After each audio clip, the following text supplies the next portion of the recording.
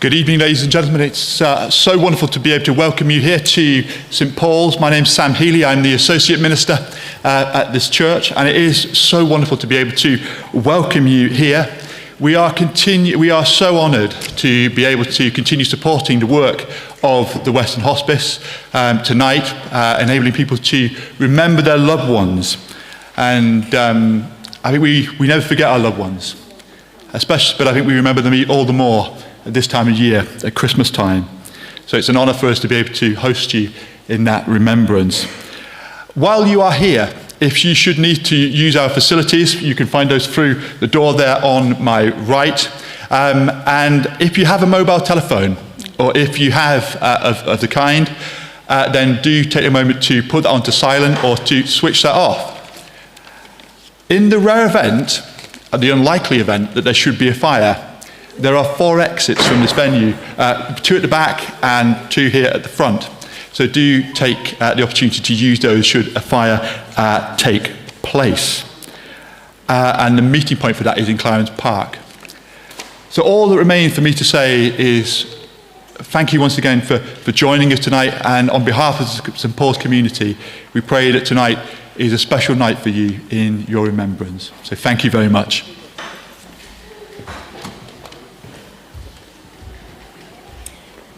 Thank you, Sam. And on behalf of everyone here, please extend our thanks to the people of St. Paul's once more for making us so very welcome. It's always a joy to come here and feel that warmth of welcome, which we always do. Thank you. I'm also glad that this evening we're able to welcome to our service our Deputy Lord Lieutenant, Nigel Beacom, and his partner Isabel, and also Mayor of Weston, Martin Williams, and Lady Mayoress Brenda. Thank you so much for being here with us today. A couple of things just to say as well, that there are refreshments after the service if you've got time and you're able to stay and huddle out of the rain a bit longer, please do stay and have a cup of tea and a mince pie. And just a chance as well to talk with each other, but also, if you wish, to have a chat with one of us wearing the hospice lanyard, if there's just things that you'd like to talk around with us. We're here. The lanterns look spectacular as always, don't they? And thanks to all our team who've been putting the lanterns together this morning to make the spectacle that it always is. The labels that are attached to the lanterns will be available if you wish to have your lantern perhaps to put on your own tree at home after the 17th of December. So they'll be at the hospice reception. Please do come and collect it if you'd like to. I also want to draw your attention to this beautiful decoration that St Paul's have put up specially for us in time for tonight. They're calling it Love from Above. Isn't that lovely? A lot of hard work gone into creating such a beautiful image of love and remembrance. So again, we're very blessed with that. So as we begin and come into this space, I'm going to light our candle and invite Liz to come and share our first reading. Thank you, Liz.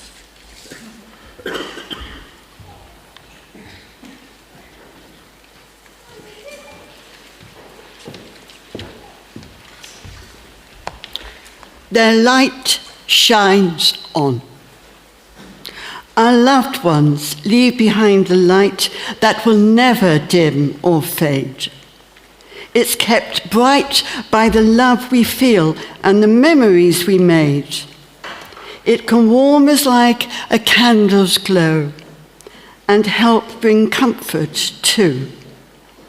And no matter where you go, you'll find it's always close to you. And in the dark times, remember, in our hearts, their light is strong. So every time we think of them, their memory shines on.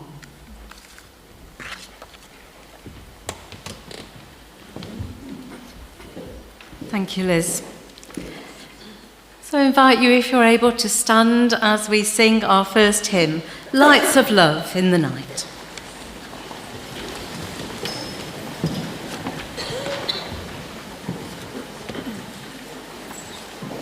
Oh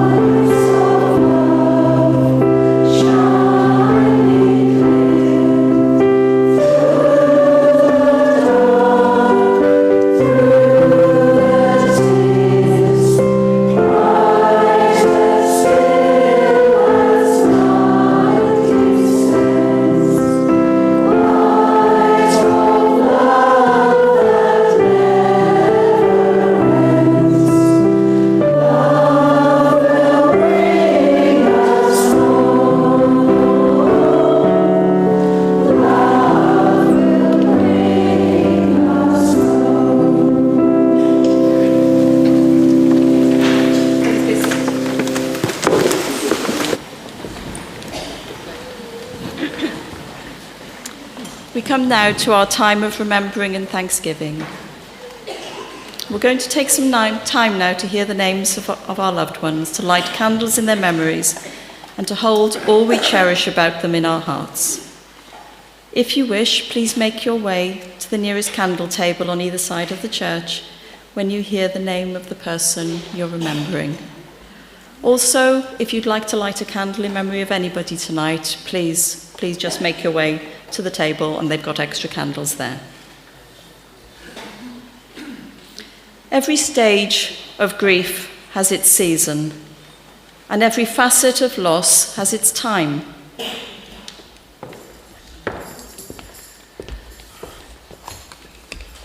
Christopher, Sandy Adlington, Claire Allen, John Frederick Charles Allinson, Lynn and Keith Amesbury, Karen Appleton, Mary Armstrong, David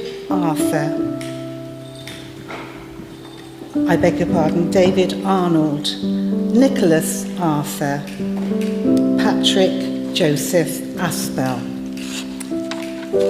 Bill and June Austin, Judith Badger, Paul Andrew Claydon Bale, John Claydon Bale, Richard Collier Bain, Mona and Fred Baker, Leonard Ball, Ronald Ballard, Bill Barnes, sister and great-grandson Freedy Barton, Bert and Rosie Batchelor, Reverend T.E. Beacom, Mrs. Hazel Beacom, Carl Benjamin, Ray, Jan and Mike Binding, Mr. Charles Blunsdon, Mark Bolam, Caroline Bowley, Nigel Bowley.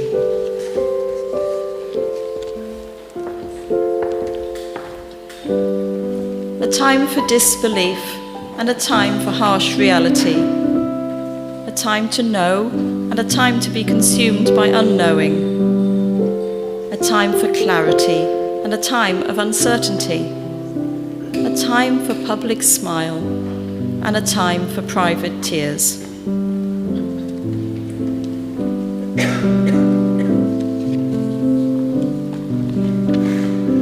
John Edward Bown, Stephen Britt, Wolfgang Brosius Papa, Marcus Brown, Michael Joseph Brown, Tom Brown, Kathleen Brown, Anthea Jane Buxton, Nigel David Campkin, Anne Carey, Lynn Francis Carr, John Cassidy, Linda Chitty, David Churches, Raymond Clapp, Richard Clark, Trevor Cole, Beryl Monya Coleman, Dad Cox, Sid and Nora Crawley and Helen Wetherall, Jackie Cross, Ken and Maisie Cully, Deborah Dainty, Chris Dale, Derek Darby, Jane Dart, Ian, Libby and Dan Davies,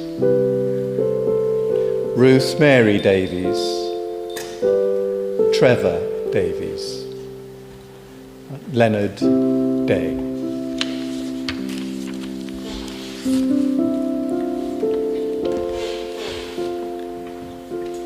A time to be thankful and a time of regret. A time of giving up and a time of going on.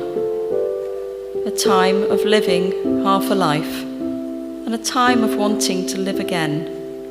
A time of then and a time of now.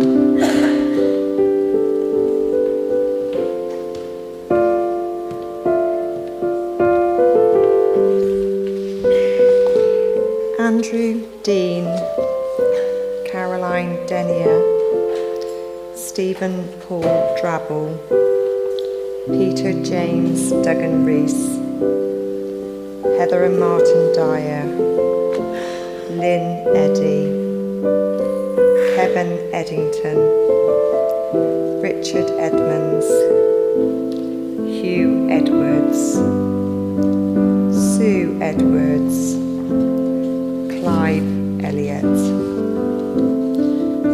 George Michael Elliott, Ivy, Bill, Roger and Rex Ellis, Brian Emery, Mal Evans, Malcolm Evans, Shirley Farrell, Bert Filer,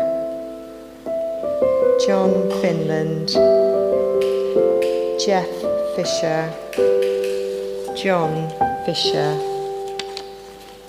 Anne Fletcher, Susan Ford, Richard Fortin, Amanda Fox, Roger Freeman, Pam French, Susan Gallagher, Raymond Galashan, Harry Galloway, Jacqueline G and Audrey Chapman.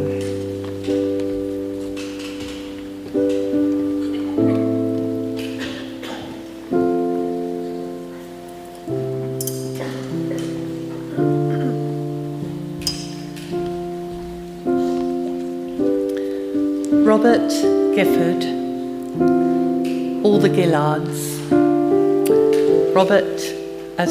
Roger and Gwen Goodchild, Dermot Orr and David Goff, Robert Graves, Roger Frank Greaves, Bill Green, Elizabeth Green, John Griffey, James Alexander Gulliver. Mum and Dad Hale, Rod Hancock, Jenny Hancock, Peter Harling, Russell Harms, Debbie Harris, Edward Harris, Sandra Harris, Terry Harris and Simon Jones, Brian Hawkes, John Trevor Hawkins, John Haywood, Tony Haywood, Michael Heath, Elsie Lillian Hebron, Eileen Carmel Hebron, and Elaine Suzanne Hebron, Ewan Hicks, Wendy Ann Hill, Albert Hodges.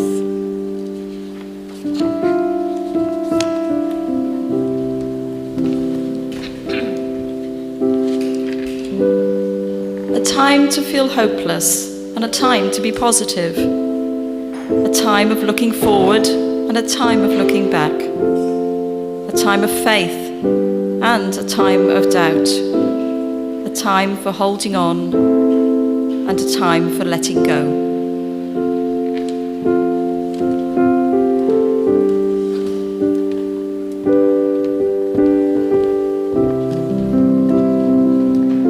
Flossie Hodges, Derek Hodgetts, Phil Hogarth, Anne Hogg, Pat Hollington, Thora and Brian Hollister, Michael, Barbara and Patricia Holloway, Hugh Roy Hood, Yvonne Hornet, Henry Hoy, Dennis Hughes, Rob Humberstone, Vicky Hunt, Victoria Hunt, Eddie and Joan Inskip, Peter and Elaine Ivaldi, Sharon James, Philip Johns, Marjorie Johns, Selby Johns, Mags Johnson, Edward Joint, Peter Jones, Fraser Kay, Paul Kent, Nick Kenyon, Alfie King, Beatrice King, Harry King, Corbin King.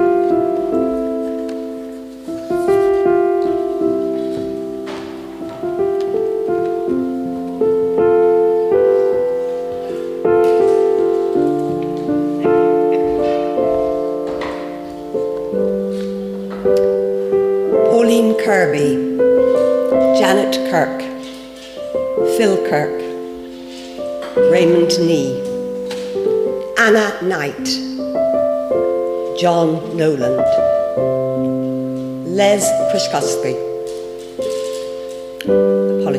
Leszek Kruszkowski, David Lang, Mike Lake, Peter Locke,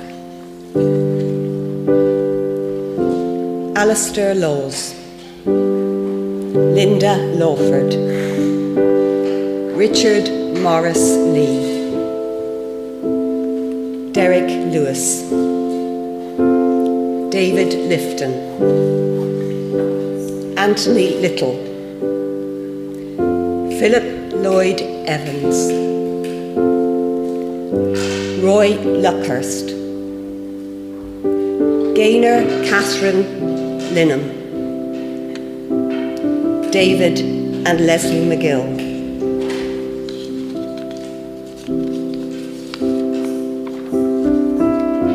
Brian McMahon, Sandra McQueen, Nicola Maher, Pam Martin, Rosina Mason,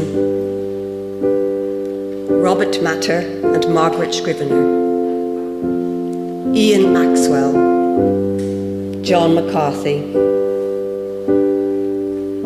Donald McGillivray, Terry Macmillan.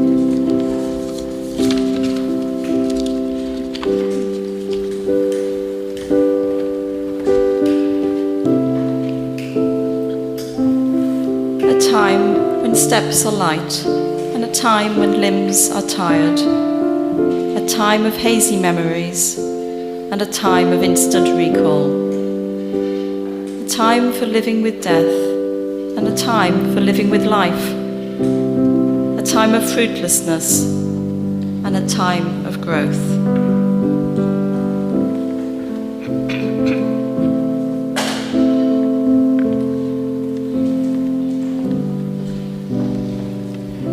John McSweeney, Peter Medlicott, Alf Miles, Neil Miles, Isabel known as Anne Miles, Julie Alison Mitchell, Dave Muldrum, Liz Monroe, Stephen Morge, Paul Morad, Donald Murphy, John Neal, Terry Netherton, Ivor Netherton, Joyce Netherton, Colin Oakes, Carol O'Connell, Lisa Osborne, Margaret Palmer, Roger Palmer, Jerry Panter, Richard Rick Parks, Ken Parkin, Barry Parsons, Lisa Jane Parsons, Brian and Irene Paul, Jackie Pierce, Anne Pepworth, Valerie Peters, Margaret Phillips.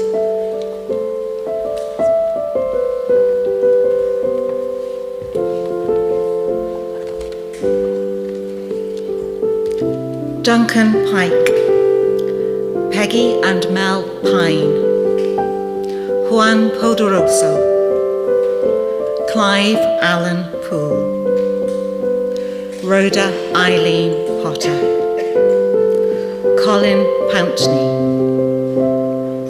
Philip Powell, Robert Power, Rowena Price, Harry Prowse, Elizabeth Rawlings, Lil Reed, Patrick Noel Redmond, Joan Reed, Bill Richards, John Richards, Victor Leonard Henry Richards, Sharon Robinson, Justin Rolfe, Evie Rook, Pat and Derek Russell, Bob and Bridie Salt, Alicia Marie Sampson, Granny and Grandpa Sargent, Mrs. Belle Savage, Robert Scanlon, Bob Sennington, Jeff Sennington, Ian Senny Sennington.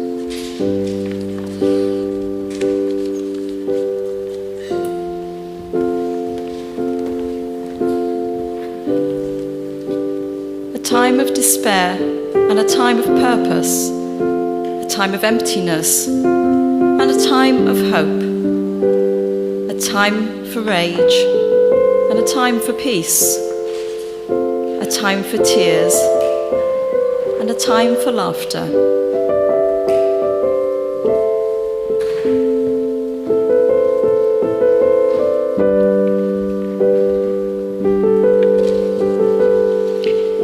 Margaret Rose Sefton, Elizabeth Seymour, Mavis Shaddock, Robert Shaddock, Ray Sharp, Liam Ralph Shepherd, Dorothy Shillabeer, Susan May Shipway, Dorothy Hilda Simpson,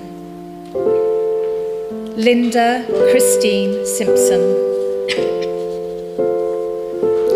Richard Sims,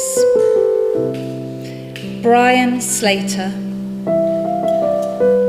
Dennis Slay,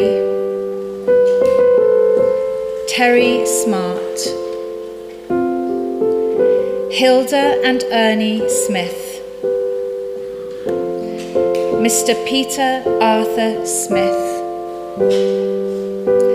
Mrs. Joyce Alvina Smith, Eileen Summerton,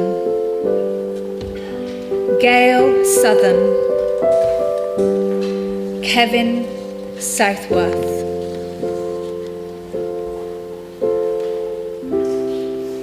Bill Spencer, Steve Squires, Kathy Stanley,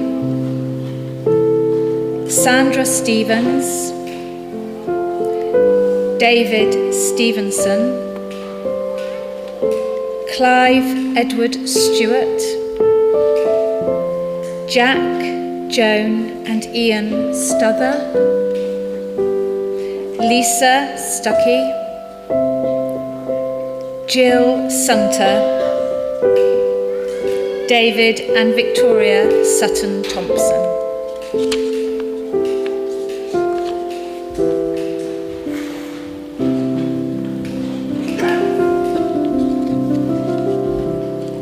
Beryl Taylor,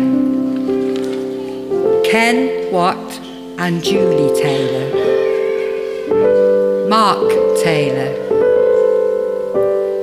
Roy Taylor, Kathy Taylor, Rosemary Frances Thomas, Elena Thompson, Lewis Thompson, Norman Thompson, Liam Tolan, Bill Toy, Jean Tozer, Margaret Upcott, Joyce Upcott, Valerie Valance, Sandra Veal, Derek Vincent, Carol Fowles, George Wakefield, David Walker, Baby Alan and Alan Ward, Eddie Waring, Mike Weymouth, May and Jack Weekly, Brian Webb,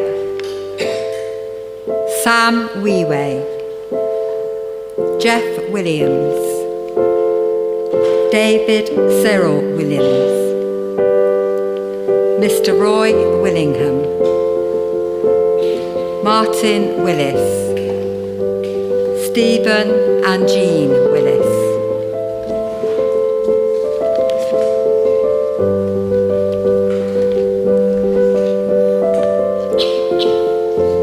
A time for talking, a time for remembering hard times, and a time for remembering joy. A time for talking, and a time for quietness.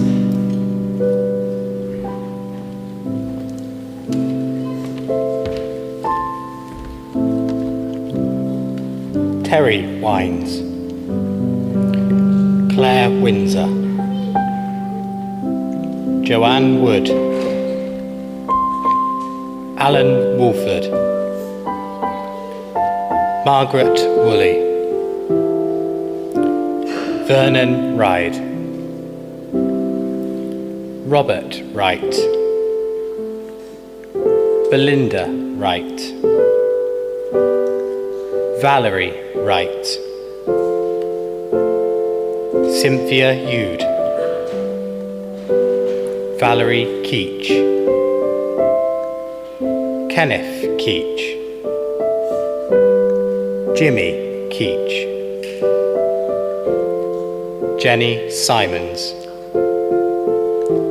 Jonathan Simons, Janice Chaplin,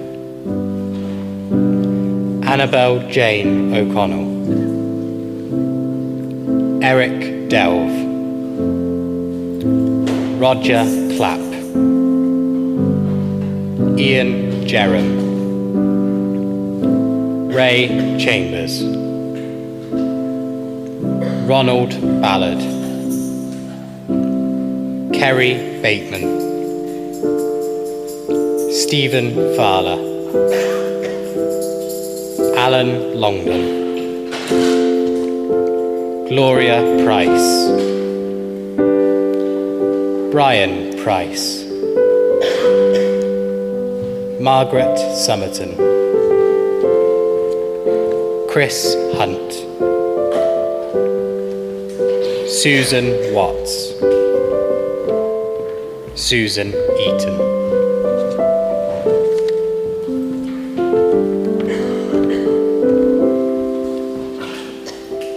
A time for needing others and a time for being alone.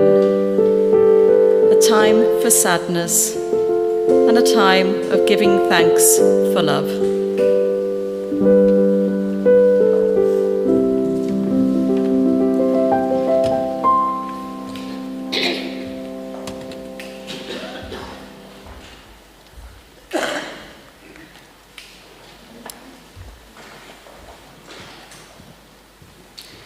We're delighted to have Western Rock Choir with us this evening.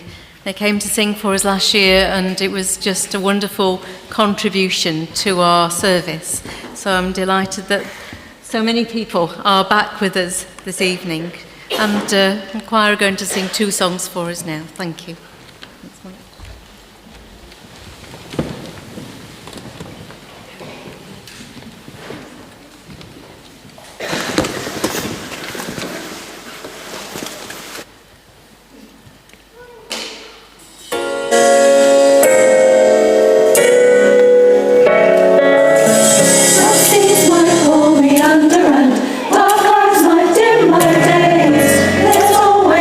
Tomorrow's one. I close my eyes and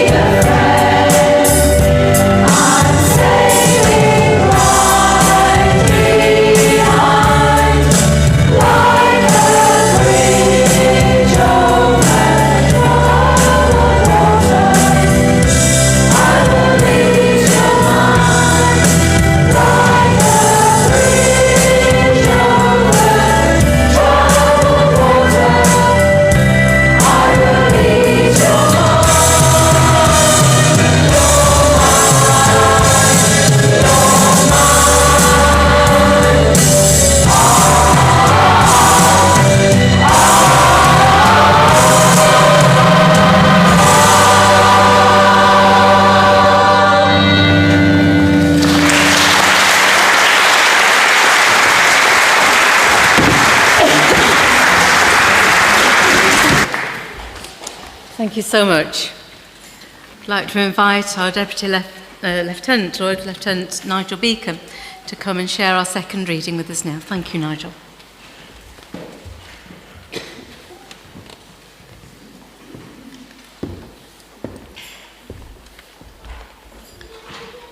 The second reading is called Christmas from the Heart.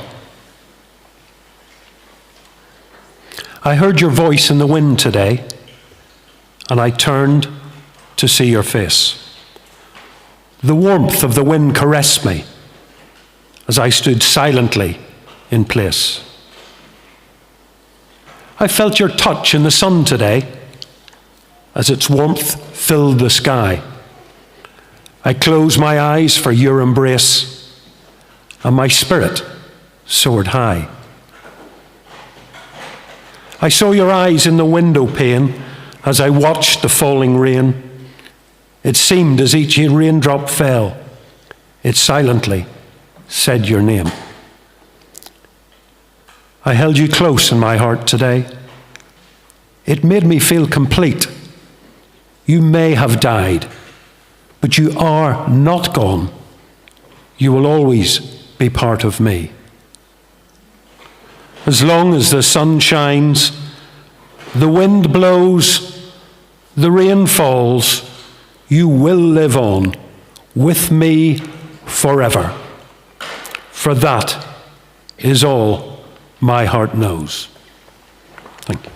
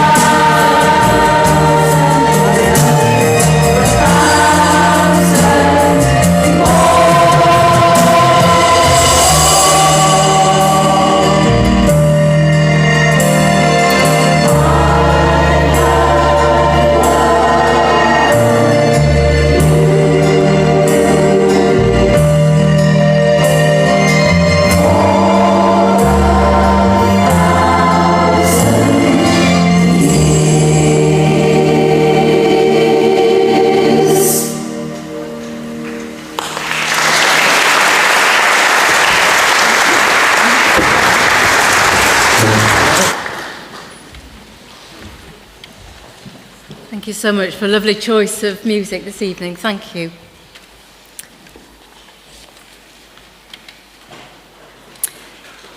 Every year, it's the same thing. I say to the family, I'm not going to get hooked on Strictly.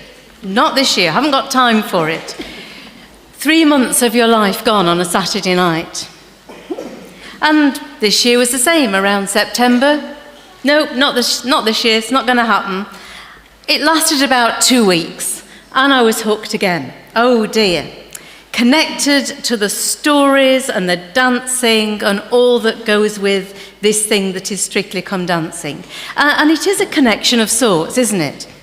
You get to know the contestants, who's your favourite, who you wish wasn't there.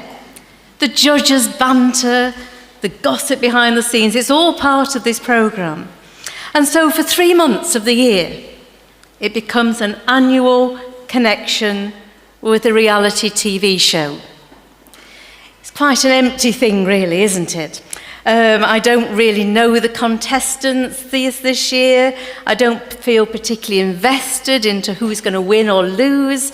So in many ways, the connection isn't real at all.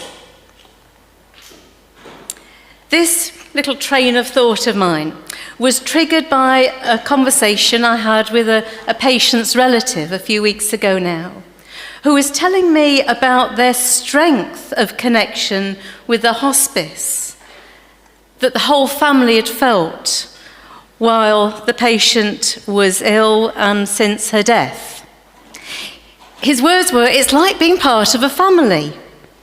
The connection got us through.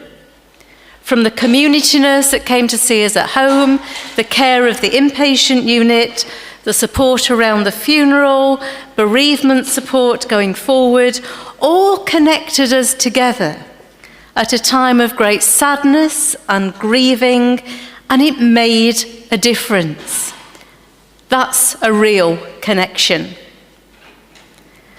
These sentiments have been repeated over the 20 years that I've worked at the hospice.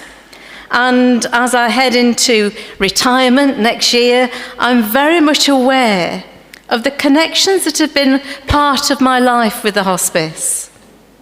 And this isn't just true for me, it's true of all of us who either work or volunteer for this wonderful organisation, including our dear colleague John Bailey, who is also retiring shortly, and his connections go back before mine.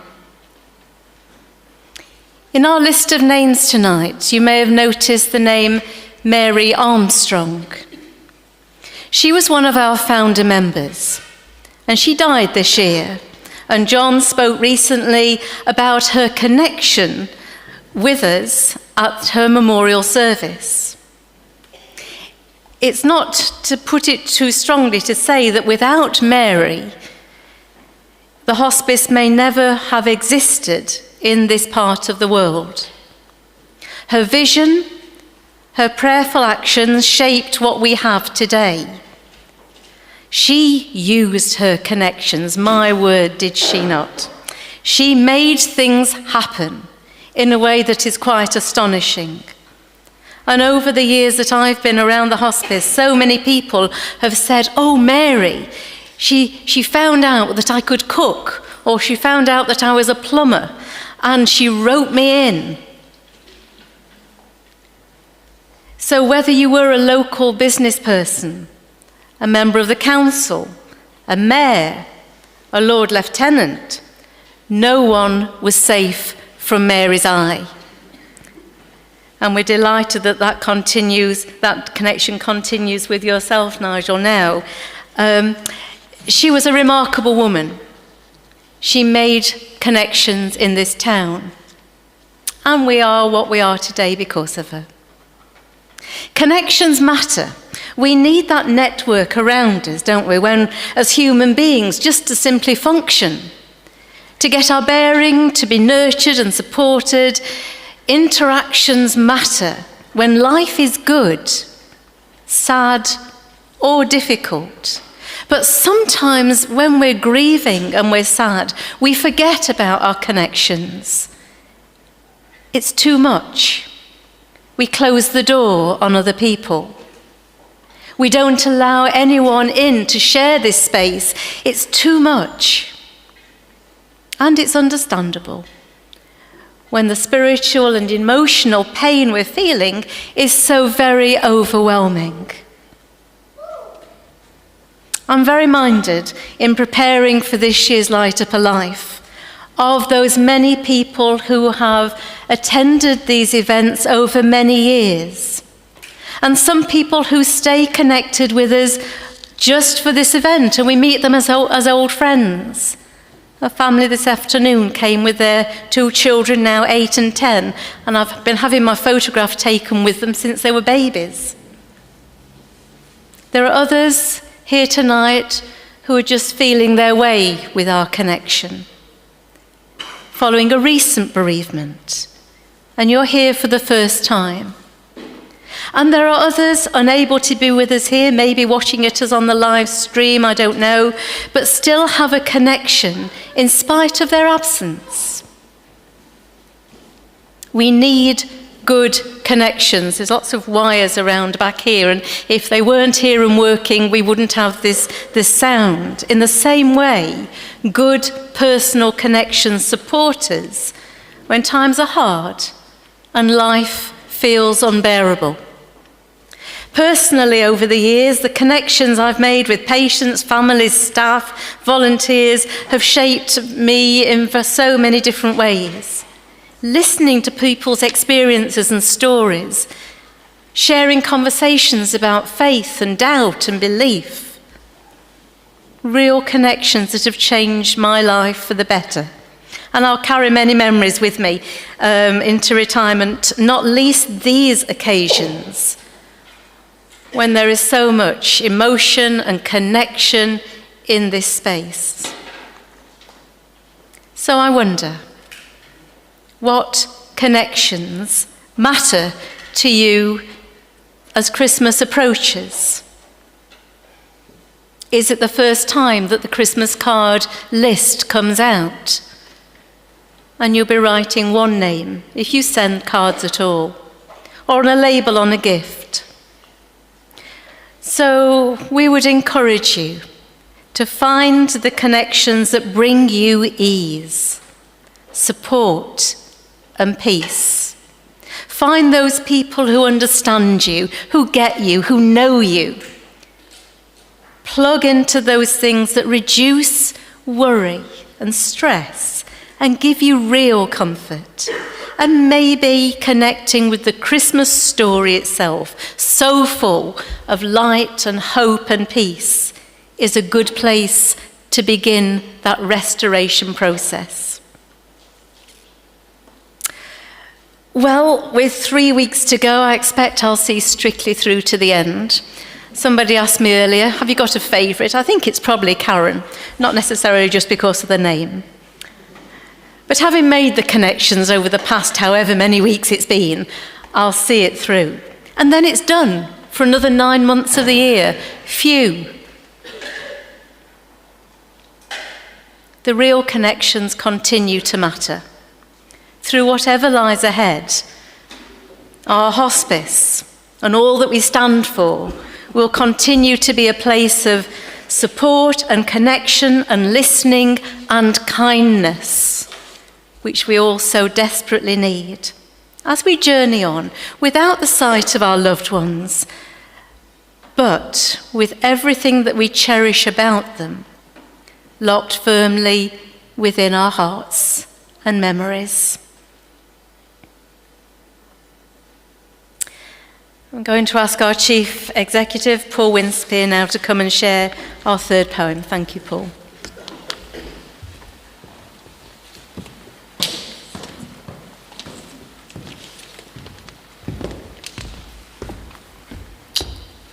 She Is Gone by David Harkins.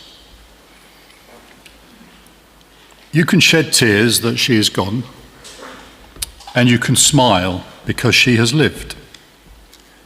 You can close your eyes and pray that she will come back, and you can open your eyes and see all that she has left. Your heart can be empty because you can't see her, and you can be full of the love that you shared. You can turn your back on tomorrow and live yesterday, and you can be happy for tomorrow because of yesterday. You can remember her and only that she is gone, and you can cherish her memory and let it live on. You can cry and close your mind, be empty and turn your back, and you could do what she would want. Smile, open your eyes, love, and go on.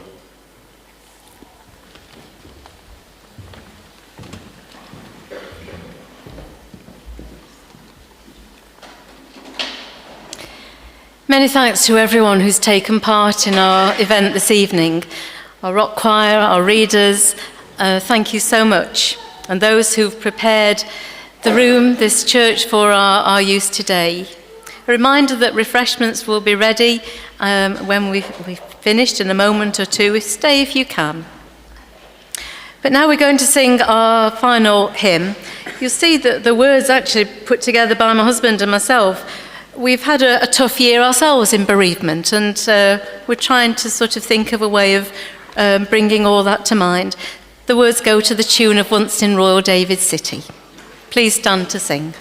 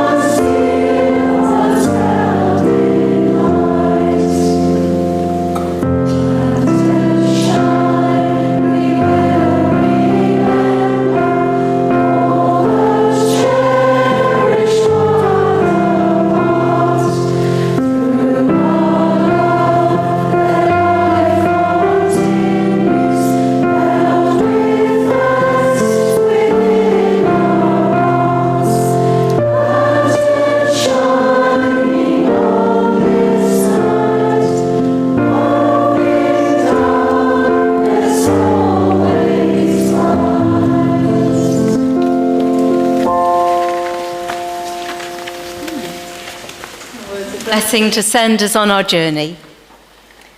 May the hope and light of this Christmas season fill your hearts and minds with strength and peace.